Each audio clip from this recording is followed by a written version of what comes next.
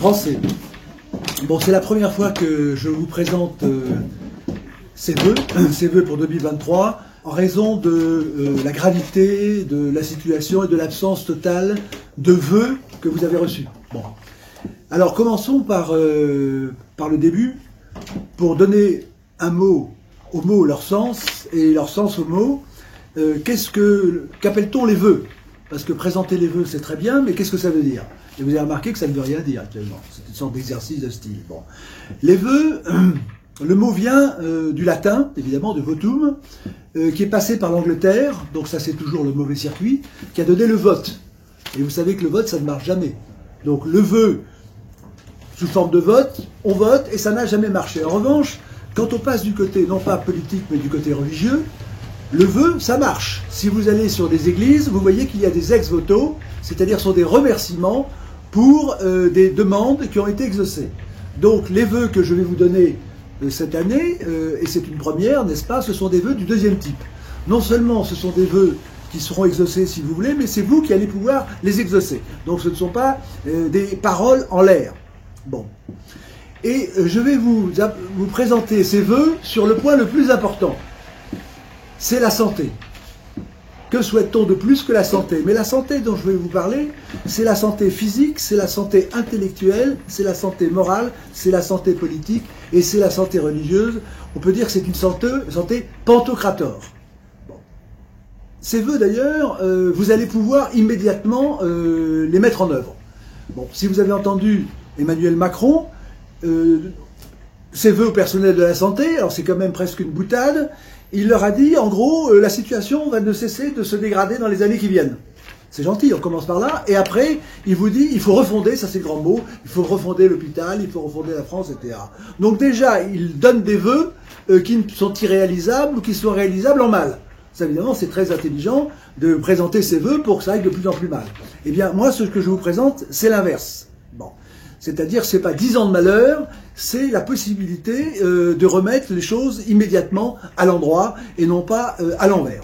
Donc, ce que je voulais vous dire, c'est que la fatalité qu'on vous présente, parce que le président Macron a dit que les déclinistes étaient alimentés par une politique de la peur, alors que c'est la sienne, c'est que, disons que ce que vous a présenté le président n'est pas une fatalité.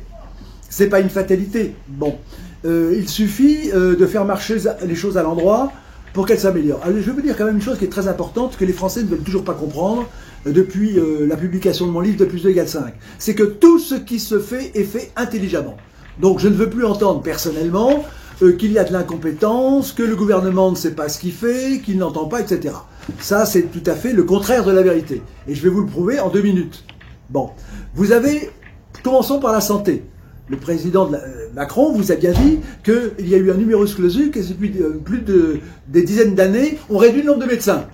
Et que même d'ailleurs pendant le fameux coronavirus, le nombre de lits a été réduit. Donc qui pourra penser que ces choses-là ne sont pas prévues? Donc il est évident il faut avoir bien en tête un terme que j'ai entendu une seule fois prononcé par le président Macron, c'est l'agenda caché. Mais donc ce qui est très important, c'est de bien considérer qu'il n'y a pas de problème isolé. Si tout va si mal, si nous sommes dans l'absurdistance que tout le monde a constaté, c'est parce qu'il y a une seule source de problème, c'est le gouvernement. C'est-à-dire que le gouvernement fait exactement l'inverse de ce qu'il devrait faire. Et ça, c'est vrai, c'est très facile à démontrer. C'est vrai pour l'école. Donc, ce que faisaient les Grecs il y a 2500 ans, ils savaient lire, ils savaient apprendre à lire, comment expliquer qu'au XXIe siècle, l'éducation nationale avec son armée ne soit pas capable d'apprendre? C'est parce que c'est voulu. Tout est voulu, l'école est détruite entièrement, l'hôpital est détruit, alors on peut penser que c'est pour privatiser, on peut penser ce qu'on veut, mais le constat est simple, c'est la destruction de nos services publics, c'est la destruction de l'école, de l'hôpital, la désindustrialisation, c'est vraiment une chose incroyable, puisque l'industrie, c'est la base de tout, c'est la transformation en produit. Donc la désindustrialisation, c'est la destruction du pays. L'énergie, c'est la même chose. Le démantèlement des centrales nucléaires au moment, juste quand on va avoir besoin d'énergie. Et ce qui est hallucinant, c'est pas que nous soyons dirigés par notre propre ennemi. Bon, ça s'est arrivé dans l'histoire. Ce qui est tout à fait étonnant, c'est un peuple qui, quand même, est un grand pays, paraît-il, qui a quand même une dose d'intelligence, soit en train de faire des génuflexions en permanence devant un gouvernement qui le tue. Il ne comprend pas. Je vous aime, je vous tue. Merci, mon bon maître. Oh, mon bon maître. Comme il est bon, notre bon maître. Il va finir par comprendre. Oh, j'ai été mal écouté, notre bon maître. Enfin, c'est une farce absolument dramatique. Toute l'astuce, c'est le fameux débat démocratique. C'est-à-dire qu'on fait deux équipes. Il y a la droite et la gauche, mais ça pourrait être les verts et les rouges. Et puis tout de suite, comme ils voient qu'ils ont des uniformes différents, ils commencent à se battre, on se dispute. Mais pendant qu'ils se débattent à l'horizontale, eh bien, le pouvoir qui est au-dessus regarde les Français comme, on peut dire que le fermier regarde les poules et les lapins qui caquettent en se disant « celle-là, je vais l'amener à l'abattoir, c'est l'autre ». Ils sont en train de voir notre avenir et nous n'avons absolument pas accès au pouvoir. Et donc, le débat démocratique, les élections, c'est fait pour empêcher le peuple de s'exprimer. Donc, le diagnostic maintenant, après ce constat, c'est que nous sommes dans un système de tête coupée. C'est-à-dire que les Français n'ont plus de tête. Je l'ai dit en 1977, je n'ai pas été entendu. À l'école, avec les maths, c'était très simple. Quand on apprenait aux enfants la chose suivante en quatrième, il fallait leur apprendre, c'était l'éducation prétendument nationale et prétendument éducation qu'il imposait. 4 est un nombre premier, ce qui est faux, implique que Lyon est capitale de la France. C'est faux également. Il ne faut voir dans cette implication aucune idée de déduction, et là, ce vocabulaire le laisse supposer. C'est Macron en 1977. C'est l'absurdistan, mais je vous dis, il n'y a qu'un problème en France, c'est que les Français ne veulent pas comprendre que les institutions sont de pompiers pyromanes. C'est-à-dire qu'ils font exactement l'inverse de ce qu'ils devraient faire, et évidemment, la situation se dégrade constamment. Donc, premièrement, la tête coupée. Deuxièmement, vous avez un gouvernement ennemi. Et troisièmement, un monde qui tourne à l'envers. Même l'Allemagne a constaté que c'était l'absurdistan.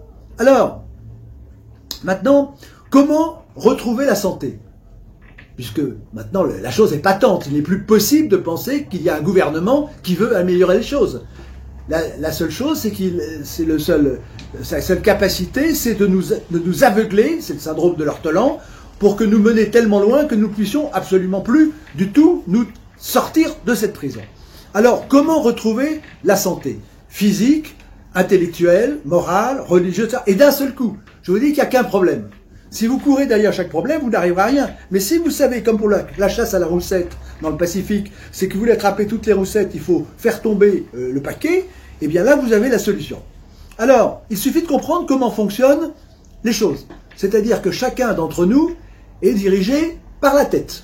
Les membres sont dirigés par la tête et par le cerveau. Bon, ça, d'abord, nous sommes dirigés par le gouvernement, bien entendu. Donc, il faut changer le gouvernement. Bon, mais nous qui sommes en face, pour comprendre ce qui se passe, nous devons comprendre que nous sommes dirigés par notre cerveau. Et pourquoi ne nous comprenons-nous pas? C'est parce que dans notre cerveau, il y a un virus qui a été mis. C'est-à-dire que le cerveau est comme une pyramide. Comme le corps, le bas est dirigé par le haut, le bas de l'intelligence est dirigé par le haut de l'intelligence. Et le haut de l'intelligence, c'est quoi? Eh bien, le haut de l'intelligence, c'est tout simplement le religieux. C'est-à-dire que quand nous agissons, constamment nous nous référons aux valeurs spirituelles. Est-ce que c'est bien? Est-ce que j'ai raison? Est-ce que c'est beau? Est-ce qu'il faut faire ça? Est-ce que j'ai droit? Donc, ce qui a le dernier mot, ce sont les valeurs religieuse. Or, ce qui s'est passé, pourquoi est-ce que nous sommes maintenant complètement asservis à ce régime destructeur qui prétend que nos ancêtres étaient des esclaves? Ça, c'est le bonnet phrygien. Bon, qui prétendent que la France n'était rien avant qu'il soit arrivé. Or, c'est l'inverse. C'est-à-dire que tout ce qui est intéressant en France, pour faire court, date évidemment du régime qui a créé la France d'avant la Révolution. C'est-à-dire que vous prenez, nous sommes pas loin du Panthéon, vous imaginez la République laïque, parce que la laïcité, c'est la mort. C'est-à-dire que nous mourons, nous sommes assassinés par la laïcité, en permanence. Bon. Vous avez pas très loin le Panthéon. Imaginez ce que c'est que cette République soi-disant laïque. Elle est incapable, c'est ce qu'a dit André Malraux, qui n'était pas un homme infréquentable, il disait, nous n'avons construit ni monument, ni tombeau. C'est-à-dire que la République laïque, je mets bien laïque parce que ce n'était pas une république, la République romaine avait une religion, elle n'était pas laïque. La République romaine avait quelque chose au-dessus. Bon, pour arriver à cet abrutissement de la laïcité, il faut bien regarder les choses en face. Donc, cette République qui se dit laïque, qui dit qu'il ne faut pas de signes religieux, elle veut copier évidemment, parce que ce n'est qu'une copie. La République, c'est une copie de la royauté. Une mauvaise copie, bien entendu. Toutes les institutions sont royales, mais détournées par les lobbies, par la finance et surtout par les anglo-saxons qui nous dirigent, parce que ce sont les maîtres, les anglo-saxons. On le voit bien maintenant avec la guerre de l'Ukraine, avec toutes les... Eh bien, ils veulent faire les malins, évidemment. Bon, ils font les malins, donc ils s'installent dans les palais, et ils jouent au roi, parce que Macron, c'est le roi. Il essaye de jouer le roi, il va à Versailles, il fait le malin, il plastronne, etc. Mais ça, c'est pour nous duper, évidemment, c'est pour nous duper. Eh bien, à un moment donné, il voit Saint-Denis, il dit, c'est quand même pas mal, Saint-Denis, il y avait les rois, ben on va essayer de faire pareil. Mais on n'a rien, on est incapable de construire quoi que ce soit. Donc, qu'est-ce qu'ils font? Ben, il dit, tiens, l'église Sainte-Geneviève, c'est pas mal, c'est au centre de Paris. Donc on va réquisitionner l'église Sainte-Geneviève et on va faire un panthéon avec nos hommes. Alors évidemment, dans ces hommes-là, il n'y a que les hommes d'après la Révolution. Puisque la France, vous ne trouverez pas évidemment quelqu'un comme Molière ou quelqu'un d'autre. Et là, qu'est-ce que vous regardez le panthéon? Donc il y a les héros. Alors vous avez quand même quelqu'un qu'on présentait comme quelqu'un d'intelligent qui était Mitterrand, qui dit je passe de l'ombre à la lumière. Enfin, ils sont capables de faire du cinéma. Je vous rappelle que tous les membres de la Révolution, c'est en carton-pâte. Tout ça, c'est du carton-pâte, il n'y a rien derrière. Ce sont des phrases grandiloquentes, mais qui ne donnent jamais... Vous regardez le Panthéon républicain, laïque, aucun signe religieux, vous regardez en haut, il y a une croix. Voilà. Et la croix, nous allons y revenir. Donc voilà ce que c'est. Bon. Donc, alors le point important à comprendre, c'est que notre cerveau a été inversé. C'est-à-dire des valeurs du bien aux valeurs du mal. Et le fait, je l'ai dit, j'ai fait une vidéo, c'est le 6 octobre 1789. Bon, le 6 octobre. Et qu'est-ce qui se passait? Jusque-là, la décision, le cerveau fonctionnait sur des valeurs réelles. Le bien, le mal, le vrai et le faux, c'était les commandements de Dieu. Tu ne tueras pas, par exemple. Bon, tu ne tueras pas. Et là, par la signature des droits de l'homme, de la Déclaration des droits de l'homme, qu'a signé Louis XVI, eh bien, ce qui devient la règle du cerveau, donc le haut de la pyramide, ce qui décide de tout ce qui est en bas, c'est les droits de l'homme. Alors les droits de l'homme, ça paraît très bien comme ça, mais qu'est-ce que c'est que les droits de l'homme? Ben, les droits de l'homme, c'est le droit de laisser des papiers dans la rue, c'est le droit d'insulter son voisin, c'est tous les droits quand on est en bas. Et ce qui est en haut, c'est le cas de Macron, c'est de piller les Français, c'est le fait de les assassiner par une médecine qui est inverse de la vraie médecine, c'est ça les droits de l'homme dans la réalité, c'est pas autre chose. Alors effectivement, on parle du plus beau royaume au monde, qui était la France, et au bout d'un certain temps, à force de jouer à ce petit jeu, eh bien vous arrivez à la cacophonie actuelle. Moi j'ai connu l'enseignement quand j'ai enseigné, il n'y avait aucun problème. Maintenant, vous avez les agressions, c'est la sécurité.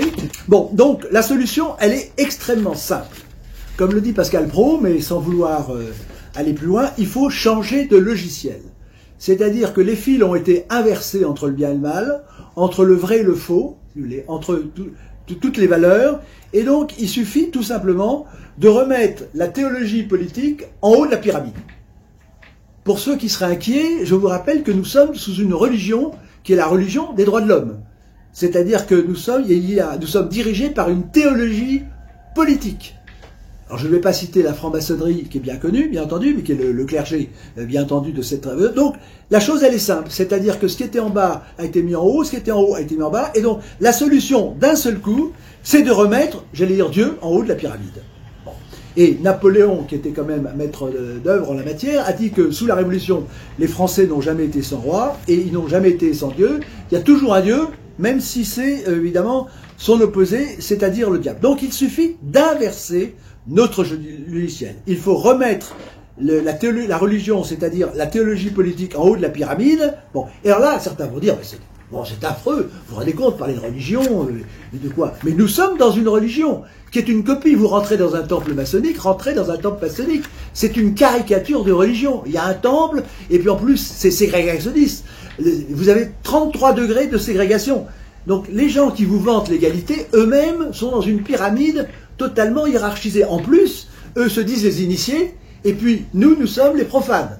C'est-à-dire que s'il y a un racisme de base, puisqu'on tient au mot, c'est le racisme qui consiste à considérer qu'il y a les maîtres, c'est-à-dire les francs-maçons, et les esclaves, c'est-à-dire les non-initiés. Donc je crois qu'il faut quand même que...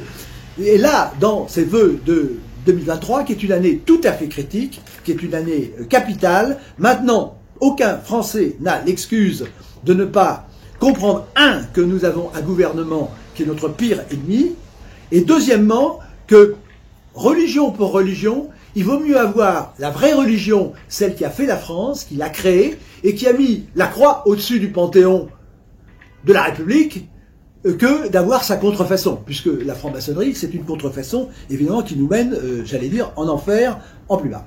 Alors, On va me dire, comment pouvez-vous dire ça? Ben, c'est très simple, vous prenez Malraux. Reprenons André Malraux. Qu'est-ce qu'il a dit? Qu'a-t-il dit, André Malraux? Ben, une chose très simple, et nous le voyons actuellement avec toute l'actualité, notamment vis-à-vis de l'islam. C'est-à-dire que vous avez, Malraux a dit, le 21e siècle sera religieux ou ne sera pas. Voilà une phrase puissante. Et Malraux avait dit d'ailleurs deux choses très importantes. Il avait dit que ce qui compte, c'est la poussée de l'islam, parce que vous avez des personnes qui s'intéressent aux chiffres, mais c'est la poussée, et la vitalité, c'est la poussée. Quand vous avez un corps qui est sain, ben, il se développe. Et il avait dit il y a 40 ans que la poussée de l'islam était irrésistible, sauf s'il y avait un homme politique qui était capable de s'y opposer. C'est la chose qu'il a dit. Donc Malraux avait très bien dit. Il avait dit autre chose, Malraux, parce que c'était un homme intelligent, Malraux. Hein, et c'était bon. Eh bien, Malraux avait dit finalement que la religion, c'est ce qui agrège une civilisation. Eh bien, il est évident que supprimer la religion, ça désagrège la civilisation.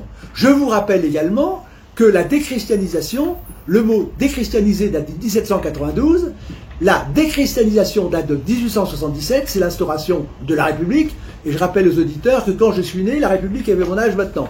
Donc la République, c'est une invention, République laïque, évidemment, laïque, anti-religieuse, c'est tout à fait récent. Donc, et le troisième mot, donc, déchristianiser, déchristianisation, et maintenant c'est la déconstruction. Alors évidemment, maintenant tout le monde a l'air de s'étonner que la maison nous tombe sur la tête. Il est évident que si on détruit le ciment, qui n'est pas le ciment maçonnique, mais le ciment religieux, puisque religion veut dire relier, eh bien la maison nous tombe sur la tête. Donc il faut arrêter de pleurnicher. C'est la fameuse phrase de la mère du dernier sultan de Grenade, tu pleures comme une femme, ce que tu n'as pas su défendre comme un homme. Donc je m'adresse aux Français, s'il en reste, des hommes, voilà ce qu'il faut avoir en tête, ces trois phrases de Malraux. Donc, mais si le 21e siècle sera religieux, ne sera pas, ben, il faut traduire en français. Donc la France sera religieuse, la France du 21e siècle sera religieuse, ou elle ne le sera pas. Ça, c'est de l'algèbre à l'état pur, c'est-à-dire c'est ce que tout le monde aurait compris quand j'enseignais. Alors évidemment, maintenant, les maths modernes sont passés par là. Alors, comment reconstruire? Bon, n'écoutez pas évidemment ces gens qui vous tiennent un langage pour vous détruire, je pense à Macron et aux autres, à McKinsey, etc., qui fait son langage. La France n'est même plus capable de faire sa communication. Et ça n'étonne personne. La Cour des comptes ne fait rien, enfin bon, nous sommes dans le Déserdistan. Bon, eh bien, quand vous avez, je m'adresse aux entrepreneurs, quand vous avez une entreprise qui va vers la faillite, comment fait-on pour reprendre une entreprise? Eh bien, on se recentre sur le cœur de métier.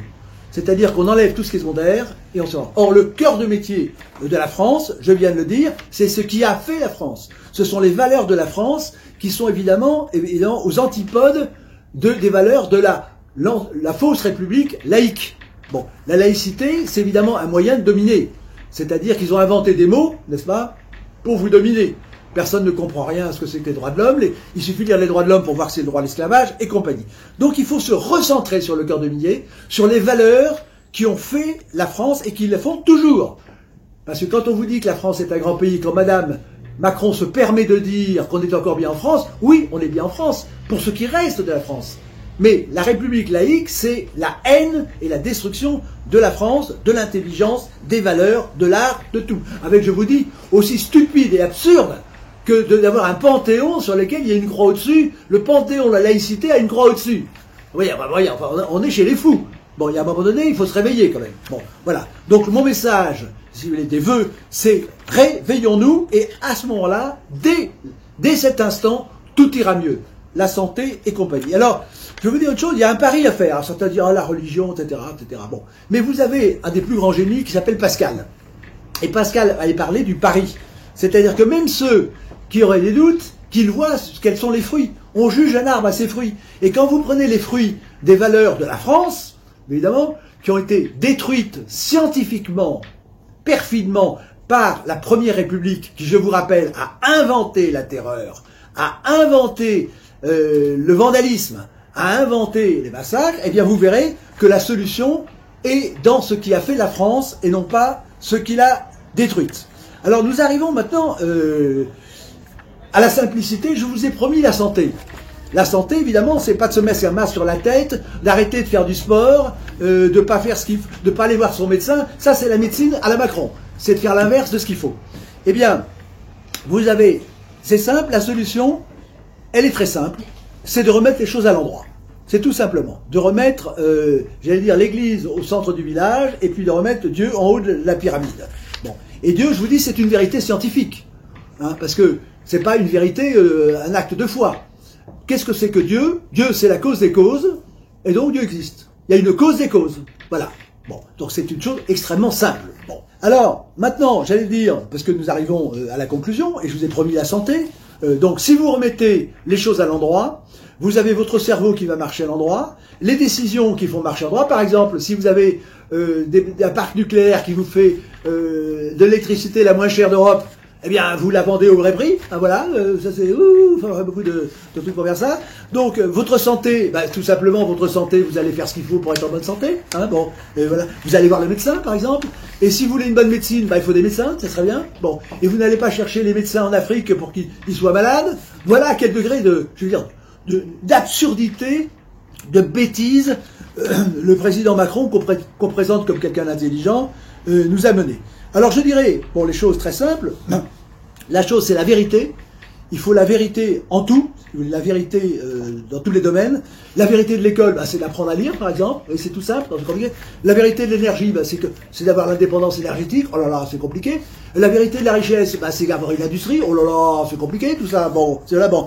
La vérité de l'école, bah, c'est que les élèves, au lieu de faire tout ce qu'on peut imaginer, ils obéissent au professeur. Moi, j'ai jamais eu de problème avec les élèves. Bon, la vérité, c'est ça. C'est très simple, mais pour ça, il faut avoir un cerveau qui marche à l'endroit.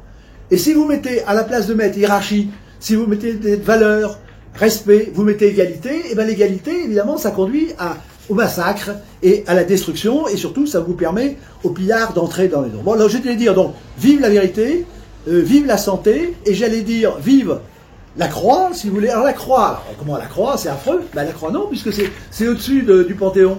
Hein, donc, c'est bien la valeur suprême. La valeur suprême de la laïcité, c'est la croix. Ou j'ai pas compris. Pourquoi est-ce qu'il y a une croix au-dessus du Panthéon? Je rappelle, quand il y avait encore une instruction, eh bien, quand on disait des bêtises, on était viré. Mais là, on est élu président de la République. Ah, c'est bien, c'est formidable. Bon, voilà. Donc, je vous dis, la croix. Alors, la croix, elle est très intéressante parce que la croix, elle date de Constantin. Bon, elle date de Constantin, l'empereur romain. Et c'est sur cette croix, l'apparition qu'il a eue, en 312, à la bataille de Vilnius, qu'il a vu cette croix. Alors, ce qui est intéressant, c'est que le mot, c'est in hoc signo vinces. Je vous rappelle que c'est sous ce signe, d'une part, que l'Empire est devenu chrétien. Je vous rappelle que c'est ce signe qui a permis à Clovis de créer la France. Je vous rappelle que nos ancêtres les Gaulois, ce sont plutôt les Francs. Parce que sinon, ça s'appellerait pas la France, mais ça s'appellerait la gauloiserie. C'est vrai que je n'oublie pas, les Gaulois, nous en reparlerons ultérieurement. Donc, vive, si vous voulez, cette preuve de la résurrection que nous avons maintenant dans le linceul de Turin. Et j'ai lancé cette croisade de la vérité sur le linceul de Turin pour dénoncer ce scandale inouï. Nous avons la preuve de la résurrection. Le linceul de Turin, c'est le fil de la résurrection. Et quand vous avez des élèves, comme j'en ai, qui ne veulent pas comprendre, il faut grossir le trait. Donc, j'ai lancé, disons, cette croisade pour construire un musée du linceul de Turin, pour donner la démonstration scientifique, pour obliger ceux qui ne veulent pas comprendre que 2 plus 2 égale 4 comprennent. Alors, effectivement, il y a eu le Sacré-Cœur. Pour faire plus haut que le Sacré-Cœur, il y en a qui ont construit la Tour Eiffel. Eh bien, il faut faire un musée plus grand, du moins dans la visibilité, que la Tour Eiffel. Voilà. Alors, maintenant, cette croix est capitale, et j'allais dire pour les grands initiés que actuellement nous vivons dans l'horizontalité. C'est-à-dire que le peuple, traité comme du bétail, n'a jamais accédé en haut. Les gilets jaunes, évidemment, ont été imprégnés de cette idée que quand on est à l'horizontale, évidemment, c'est ce qu'il faut. Mais quand vous restez à l'horizontale, vous avez un pouvoir tyrannique en dessus qui vous envoie des balles LBD. Donc, il faut passer d'horizontale, que le peuple français, dans sa constitution organique en tant que nation, passe à la verticale. Et si vous avez des croix au carrefour, pourquoi est-ce que les chrétiens, nos ancêtres les chrétiens, avaient des croix dans les carrefours? Partout, il y avait des croix. Alors, quand vous avez un cadavre, si je peux dire, apparemment accroché à une croix, c'est pas très engageant. Mais donc, ils avaient une autre vision. Et je vous dis que, dans mes vœux, si vous ne changez pas de vision, vous serez mort. C'est-à-dire que la terreur de la mort actuellement est extraordinaire. On dit, oh, il s'en est allé. Oh, il s'en est allé. Non, il est mort. La mort, c'est la mort. Mais il y a une peur, une panique de la mort, et il y a un marché de l'anti-âge. C'est-à-dire qu'on fait croire, actuellement, la bêtise est telle, que en luttant contre l'âge, on va gagner. Mais non, l'âge, il s'écoule. Mais si vous avez une bonne santé, n'est-ce pas, comme j'essaie de vous montrer, eh bien c'est ça l'anti-âge. Mais ce qui compte, que nous dit la croix? Et pourquoi nos ancêtres regardaient la croix? C'est parce que justement, la croix appliquait ce qu'a dit George Orwell dans 1984. George Orwell disait que concilier les contraires, c'est la manière de garder le pouvoir éternellement.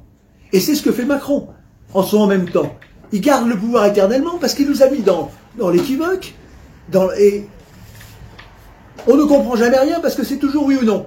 Mais justement, la vraie croix, qui est la croix chrétienne, elle nous permet de concilier les contraires, c'est de concilier l'horizontalité et la verticalité, nous faire passer de l'horizontalité de la mort à la verticalité de la résurrection, alors que la laïcité nous fait l'inverse.